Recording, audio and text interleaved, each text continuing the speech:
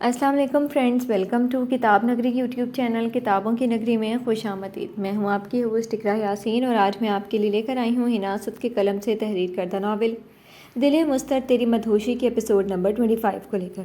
اس episode کو start کرنے سے پہلے اب جلدی سے کر لیجئے ہمارے چینل کو سبسکرائب، ویڈیو کو لائک اور کلک کر لیجئے بیل آئیکن کو۔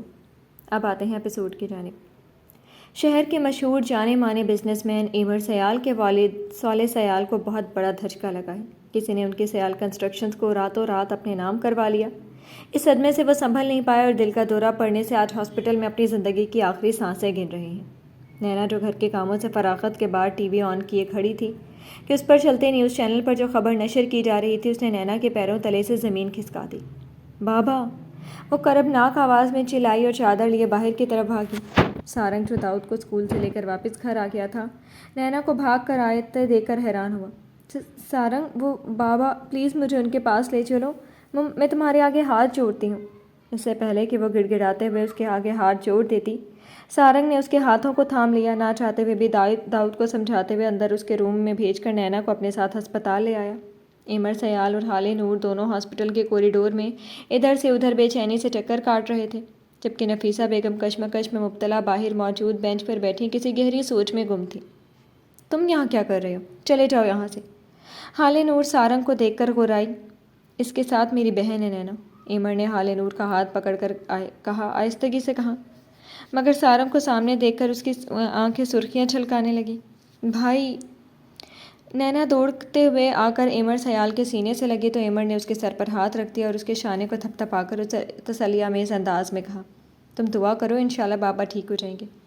یہ کیا ہو گیا بابا کو؟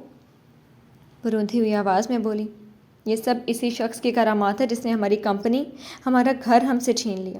حالِ نور مزید خاموش نہ رہ سکی، وہ ایک ایک لفظ چبا چبا کر بولی۔ نینا نے پلٹ کر زخمی نگاہوں سے سارنگ کو دیکھا۔ تبھی آپریشن تھیٹر کی لائٹ بند ہو گئی تو ڈاکٹر باہر آئے۔ ایمر سیال بے چینی سے ان کی طرف لپکا۔ ڈاکٹر، میرے بابا ٹھیک ہے نا؟ دیکھیے اس بار تو ہم نے انہیں بچا لیا، لیکن اگر انہیں مزید کوئی دھچکا لگا تو وہ برداشت نہیں کر پائیں گے۔ اگر آپ ان کی زندگی چاہتے ہیں تو انہیں مسائل سے دور رکھیں، وہ پیشہ ورانہ انداز میں کہتے ہوئے کچھ دوسری طرف چل دیے۔ کچھ دیر میں انہیں وارڈ میں منتقل کیا گیا تو نینا ان سے ملنے اندر چلی گئی، جبکہ سارنگ باہر گاڑی میں بیٹھے اس کی واپسی کا انتظار کر رہا تھا۔ اسے ہاسپٹل سے واپس آنے کے بعد رہ رہ کر حالِ نور کی ساری باتیں یاد آ رہی تھی اور اسے نئی الجھنوں میں مبتلا کر رہی تھی۔ سب سے زیادہ اس کے ذہن کو انصاری صاحب کی باتوں نے متاثر کیا تھا۔ ایسا کیا تھا جو سارنگ نے یہ سب کیا تھا؟ کافی دماغ لڑانے کے بعد جب اسے اس کا کوئی سرا ہاتھ نہ لگا تو دونوں گھٹنوں کو موڑ کر ٹھوڑی اس پر ٹکائے وہ کسی گہری سوچ میں گم تھی کہ اچانک اس کے ذہن میں کچھ کلک ہوا۔ وہ چونک کر سیدھی ہوئی اور اپنی جگہ سے اٹھ کر وارڈروب کی طرف بھاگی۔ وارڈروب میں سر گھسائے وہ کسی ایسی چیز کی تلاش میں تھی جس سے یہ ثابت ہو جائے کہ آخر وہ کون ہے، کوئی پیپر، کوئی سراغ تو ہاتھ لگے۔ تھوڑی دیر بعد تھک کر اس نے جب وارڈروب سے سر باہر نکالا تو چہرے پر مایوسی تھی۔ اسے ایسا کچھ بھی نہیں ملا تھا جو اس کی الجھن کو کم کر سکے۔ پھر وہ بیڈ سائڈ ٹیبل کی طرف بڑھی اور جھک کر اس کے دراز کھنگالنے لگی۔ اس کی آنکھوں میں الجھن، بے چینی، مایوسی، کیا کچھ نہیں تھا، بس نیند کا تاثر آئے برابر بھی نہیں تھا۔ تھوڑی دیر بعد جب وہ سیدھی ہوئی تو ہاتھ میں ایک چابی تھی جو شاید کسی لاکر کی تھی۔ وہ دوبارہ وارڈروب کی طرف بڑھی اور اسے کھول کر ہاتھ سے کچھ ٹٹولنے لگی، پھر ہینگ کیے ہوئے کپڑوں کو ایک طرف کھسکایا تو سامنے ایک چھوٹا سا لاکر دکھا جو شاید دیوار گیر تھا۔ حیرت انگیز طور پر سارنگ جیسے انسان کے کمرے کا لاکر پاس ورڈ والا نہیں بلکہ چابیوں والا تھا۔ شاید وہ کافی پرانا تھا، اس کے والدین کے دور کا، جسے اس نے تبدیل کرنے کی کوشش ہی نہیں کی تھی۔ اس نے تیزی سے ہاتھ میں موجود چابی کو اس کے لاک میں لگایا اور اسے کھولنے کی کوشش کی۔ کلک کی آواز پر وہ چونکی، تھمی، پھر وارڈروب سے سر نکال کر کمرے کے دروازے کو مشکوک نظروں سے گھورا، پھر وارڈروب سے نکل کر کمرے کے دروازے کی طرف بڑھی اور اسے لاک کیا۔ واپس آ کر لاکر پر لگے چھوٹے سے ہینڈل کو ڈرتے ڈرتے کھینچا تو چھوٹا سا دروازہ کھل گیا۔ باہر سے دیکھنے پر یہ ایک نہایت ہی چھوٹا سا لاکر تھا، لیکن اندر سے یہ کافی گہرا اور بڑا تھا۔ اس نے آنکھیں پھاڑ کر لاکر کے اندر جھانکا، جہاں فائلوں اور دستاویزوں کے انبار سلیقے سے رکھا ہوا تھا۔ یہ کیا کر رہی ہے تو نینا؟ یہ تو چوری ہوئی۔ کسی کے پرسنل پر نظر رکھنا، بھلے ہی وہ تیرا شوہر ہے لیکن تجھے حق نہیں پہنچتا اس کے لاکر کو اس طرح اس کی غیر موجودگی میں کھنگالنے کا۔ یہ گناہ ہے، بند کر دے۔ عادتاً وہ باواز بڑبڑائی اور لاکر بند کرنے لگی۔ کیا کر رہی ہے نینا؟ اگر تو نہیں دیکھے گی تو تجھے کیسے پتہ چلے گا کہ واقعی سارنگ نے گھر اور بزنس ہتھیا لیا ہے؟ تجھے سچ کا پتہ لگانا ہی ہوگا۔ آج موقع ہے، تجھے بھرپور فائدہ اٹھا لے۔ بعد میں جو ہوگا دیکھا جائے گا، دوبارہ بڑبڑائی اور بند لاکر کو دوبارہ کھول کر اس میں سے دستاویزات کا پلندہ اٹھائے کھڑی تھی اور ایک ایک کر کے انہیں کھنگالنے لگی تھی۔ یا اللہ، یہ مجھے کہاں پھنسا دیا ہے آپ نے؟ مجھے سمجھ ہی نہیں آ رہا کہ کیا ڈھونڈوں، کیا پڑھوں، کیا چیز تلاش کروں، کون سی چیز میرے کام کی ہے۔ اف سارنگ تم۔ اللہ تعالیٰ کو دعائیاں دیتے ہوئے آخر میں سارنگ کو دل میں کوسنے لگی۔ جب وہ گھر آیا تو اتنی خاموشی دیکھ کر چونک گیا۔ اسے لگا نینا سو چکی ہوگی جو اتنی گہری خاموشی تھی، ورنہ اس کا خیال تھا کہ وہ اس کے گھرانے پر بھوکی شیرنی بنی اس پر حملہ کر دے گی۔ ایک ہاتھ میں کوٹ لیے دوسرے ہاتھ سے ٹائی کی نوٹ ڈھیلی کرتا وہ سیڑھیاں پھلانگ کر اوپر آیا اور دھیرے سے اپنے کمرے کا دروازہ کھول کر اندر آیا تو حیرانی میں ڈوبا۔ اس کی آنکھیں ایک جگہ جم کر رہ گئی، دماغ پھک سا رہ گیا۔ اسی حیرانی اور پریشانی کی کیفیت میں وہ تیزی سے اس کی جانب بڑھا، اس کے ہاتھ سے وہ فائل کو کھینچ گیا۔ نینا اسے پھٹی پھٹی نظروں سے دیکھنے لگی۔ اتنی بے خوفی لیڈی، شیر کی کچھار میں ہاتھ ڈالنے سے پہلے ایک بار بھی نہیں سوچا؟ وہ تمسخرانہ انداز سے مسکراتے ہوئے بولا۔ تو بھابھی ٹھیک کہہ رہی تھی، تم نے کیا وہ سب؟ وہ بھنک صدا سے اسے نگاہوں سے اسے دیکھتے ہوئے بولی۔ ہاں میں نے کیا، وہ لاپرواہی سے شانے اچکا کر بولا اور بازو پر موجود کوٹ بستر پر اچھال دیا۔ دیکھو تم مجھے یہ دے دو، میں یہ سب بھائی اور بابا کو واپس کر دوں گی۔ لو، لے لو۔ سارنگ نے واپس اس کے ہاتھ میں وہ فائلز پکڑائیں تو نینا کے چہرے کا رنگ پھیکا پڑ گیا، یہی سوچ کر کہ اس نے اتنی آسانی سے اسے یہ کاغذات کیوں کر دے دیے۔ یہ ناول آپ کتاب نگری یوٹیوب چینل پر پڑھ اور سن رہے ہیں۔ میر سارنگ نے آج ہر چیز تم پر لٹا دی، تمہارا صدقہ سمجھ کر دان کر دی۔ تمہاری چاہت سے بڑھ کر میرے لیے کچھ نہیں، یہ کاغذ کے ٹکڑے بھی نہیں۔ جاؤ، تمہاری چاہت میں سب وانٹ دیا، تمہارا بننے کے لیے خود کو مٹانا پڑا تو وہ بھی کر گزروں گا۔ تمہارے ایک اشارے پر میر سارنگ کی جان بھی حاضر ہے۔ یہ پراپرٹی کیا چیز ہے؟ وہ انتہائی جنونیت آمیز انداز میں بولا۔ نینا کے گلے کی گلٹی ابھر کر معدوم ہوئی۔ تم سچ کہہ رہے ہو؟ میں بھائی کو واپس کر دوں سب؟ اسے ابھی تک یقین نہیں آیا تھا۔ مجھے تمہارا ساتھ اور پیار چاہیے، میری زندگی تم سے ہے۔ بتاؤ، میری زندگی لوٹا دو گی؟ مجھے معاف کر کے اپنے دل میں جگہ دو گی؟ اس کے دونوں بازوؤں سے پکڑ کر شدت پسندی سے لبریز انداز میں بولا۔ پہلے بھائی کو یہ واپس۔ اس کی شدت پر وہ بوکھلا کر رہ گئی تھی۔ آؤ میرے ساتھ۔ اس کا ہاتھ پکڑ کر اسے اپنے ساتھ لیے باہر نکلا۔ کچھ دیر کی مسافت طے کیا وہ ہاسپٹل کے باہر کھڑے تھے۔ آپ چاہیں میں خود ہی آ جاؤں گی، کچھ دیر بابا کے ساتھ رک جاؤں؟ اس نے نہایت نرمی سے استفسار کیا۔ اتنی پیاری بات اب بیوی کے روپ میں پیش آئیں گی تو کون کافر انکار کر سکتا ہے؟ وہ مسکرا کر ہلکے پھلکے انداز میں بولا۔ نینا نے اندر جاتے ہوئے پلٹ کر اسے دیکھا، وہ اسے ہی دیکھ رہا تھا۔ نینا نے ہلکا سا ہاتھ ہلایا اور اندر چلی گئی۔ سارنگ، مجھے تم سے کچھ ضروری بات کرنی ہے۔ سارنگ ابھی گاڑی کا دروازہ کھول کر اس میں بیٹھنے ہی لگا تھا کہ اپنے فون پر انون نمبر سے کال آتی دیکھ کر اٹھا کر کان سے لگا گیا تو اسپیکر سے آواز ابھری۔ نیچے ہی رکو، میں آتی ہوں۔ وہ ہاسپٹل کی کھڑکی سے اسے نیچے دیکھ رہی تھی۔ سارنگ گاڑی کے بونٹ سے ٹیک لگائے، سینے پر ہاتھ باندھے بے تاثر سا کھڑا تھا۔ کیوں بلائے چچی جان؟ وہ چچی جان کو کھینچ کر ڈرامائی انداز میں بولا۔ سارنگ، میری بیٹی بے قصور ہے، اسے کچھ مت کہنا، وہ غمزدہ آواز میں بولی۔ تمہارے شوہر کے کیے کی سزا انجانے میں اسے دے چکا ہوں، بار بار اپنی غلطی نہیں دہراؤں گا کہ کسی اور کی کیے کی سزا کسی بے قصور کو دوں۔ نینا میری جان ہے، زندگی ہے میری، اسے ان سب سے دور ہی رکھیے اور خود بھی دور رہیے گا، وہ کھردرے پن سے بولا۔ سارنگ، میں زندگی کے اس موڑ پر کھڑی ہوں جہاں کبھی بھی موت مجھے اپنی آغوش میں لے جائے، کچھ پتہ نہیں۔ مرنے سے پہلے آج میں اپنے کیے کی معافی مانگنا چاہتی ہوں، اس سچ سے پردہ اٹھانا چاہتی ہوں جس سے آج تک میرے اور میرے خدا کے سوا کوئی واقف نہیں ہے۔ سارنگ نے چونک کر ان کی جانب دیکھا۔ یہ اس وقت کی بات ہے جب میں اور امرینا دونوں بہنیں منور کے ساتھ ایک ہی کلاس میں پڑھتی تھیں۔ میں منور سے بہت پیار کرتی تھی، اپنی انا کو مار کر اس سے اپنے پیار کا اظہار بھی کر دیا، مگر اس نے مجھے میرے منہ پر ہی جواب دے دیا کیونکہ وہ مجھ سے نہیں امرینا سے پیار کرتا تھا اور اس سے شادی کرنا چاہتا تھا۔ میرے والدین نے بھی میری ایک نہ سنی، انہوں نے امرینا کی شادی منور تمہارے باپ سے کر دی اور میری زبردستی اس کے چھوٹے بھائی تھے۔ انہیں جب جب ساتھ دیکھتی میرا خون کھولتا تھا۔ اپنے شوہر سے جان چھڑانے کے لیے اسے کار ایکسیڈنٹ میں مروا دیا، سوچا شاید منور مجھے اپنا لے گا، مگر وہ کسی طور بھی امرینا سے بے وفائی کرنے کو تیار نہیں تھا۔ اس نے ایک بار پھر مجھے انکار کر دیا۔ میرے دل میں جتنی اس کے لیے محبت تھی اب وہ بے انتہا نفرت میں بدل گئی تھی۔ ایک دن مجھے موقع ملا اس سے اپنی بے عزتی کا بدلہ لینے کا۔ میں نے جان بوجھ کر وہ جال کھول دیا اور وہ میرے سامنے تڑپ تڑپ کر مر گیا۔ بظاہر تو میرا بدلہ پورا ہو چکا تھا، مگر بعد میں مجھے احساس ہوا میں نے بہت غلط کیا۔ تب سے میرا دل بے سکون ہے، ایک رات چین سے نہیں سو سکی۔ میرا ضمیر مجھے ملامت کرتا ہے، نہ سکون سے جی سکتی ہوں اور نہ ہی موت آتی ہے۔ اس کی چیخیں میرے کان میں گونجتی ہیں، میری جان نکال لیتی ہیں۔ ہو سکے تو مجھے معاف کر دو۔ سارنگ تو ان کی سچائی سن کر پہلے حیران ہوا، پھر خونخوار نظروں سے انہیں دیکھنے لگا۔ اسے اپنے ضبط کی تنابیں ٹوٹتی ہوئی محسوس ہوئیں۔ اس کی سبھی پیشانی کی رگیں پھولنے لگی، فشار خون بلند ہوا، یوں لگا کہ نسوں میں خون کی بجائے آگ کے شرارے دوڑ رہی ہوں۔ وہ کس کو اپنا دشمن سمجھ کر سزا دیتا رہا، جبکہ اصل دشمن نکلا کون؟ اس کا دل کیا اس گھناؤنی حرکت کرنے والی گھٹیا عورت کا منہ توڑ کر رکھ دے۔ اس نے فوراً پولیس کو کال ملائی۔ سارنگ، مجھے معاف کر دو، مجھے جیل میں نہیں جانا۔ اپنی چچی کو معاف نہیں کرو گے؟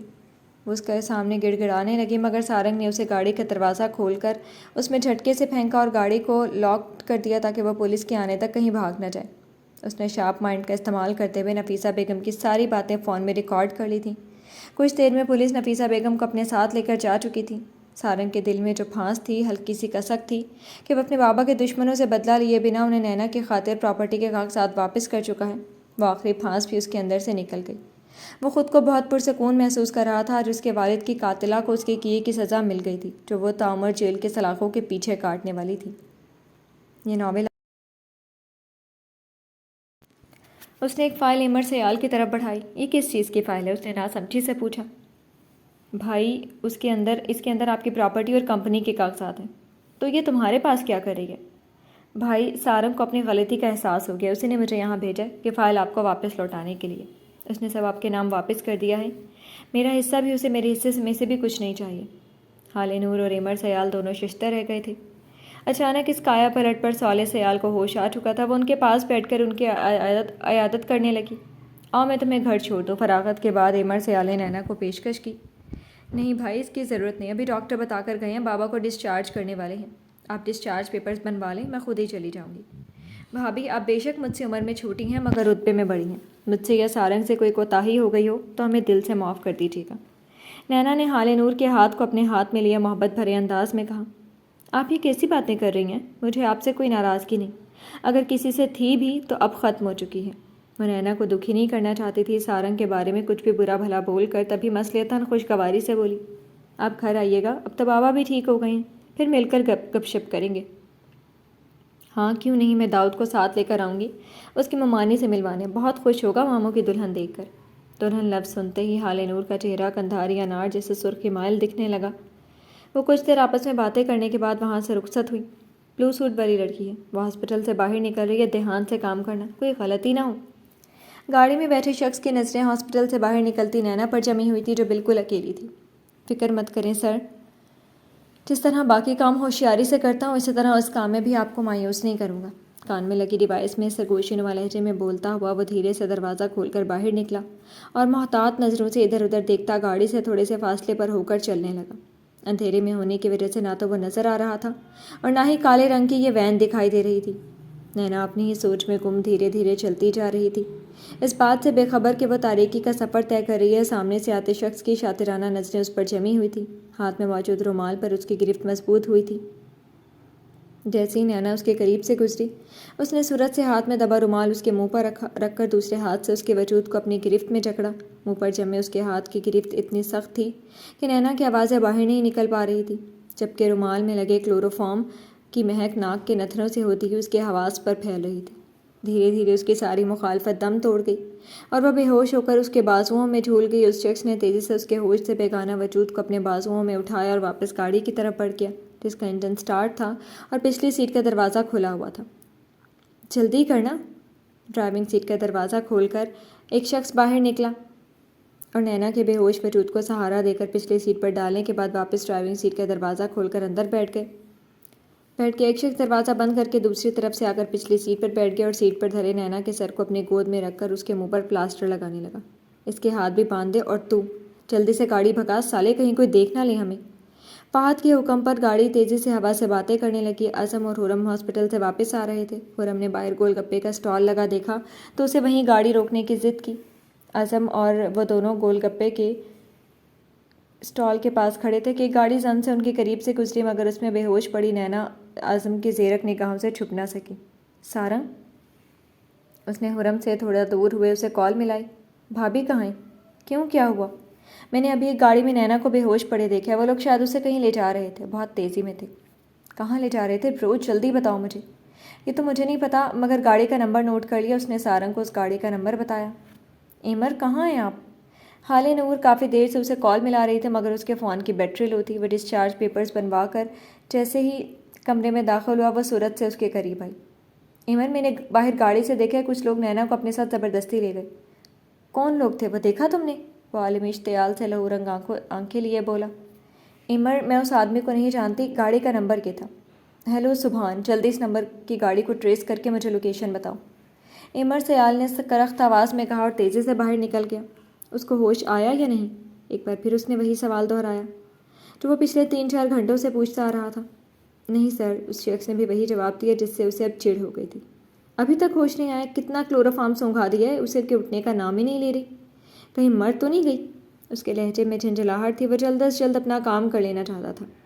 ارے نہیں سر، اتنی جلدی کیسے مر سکتی ہے؟ بس تھوڑی دیر میں ہوش آ جائے گا، میں ماہر ہوں انہیں کاموں کا، تبھی تو آپ نے مجھے ہائر کی ہے، اسے آدمی نے آرام سے جواب دیا۔ پانی پھینک اور کسی بھی طرح ہوش میں لائے سے۔ اس کا دماغ اب خراب ہونے لگا تھا، منزل کے اتنے قریب پہنچ کر وہ دوبارہ ناکام نہیں ہونا چاہتا تھا۔ پہلے بھی ہر بار ناکامی کا سامنا کر چکا تھا، لیکن اس بار وہ اس کے لیے بالکل بھی تیار نہیں تھا۔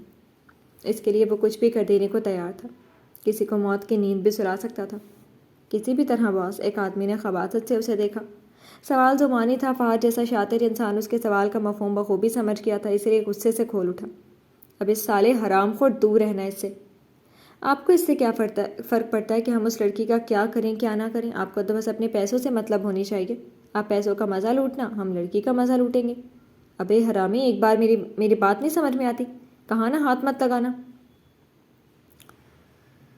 غصے سے آگے بڑھ کر اس آدمی کے کالر کو مٹھی میں جکڑ کر بری طرح اسے جھنجھوڑ ڈالا۔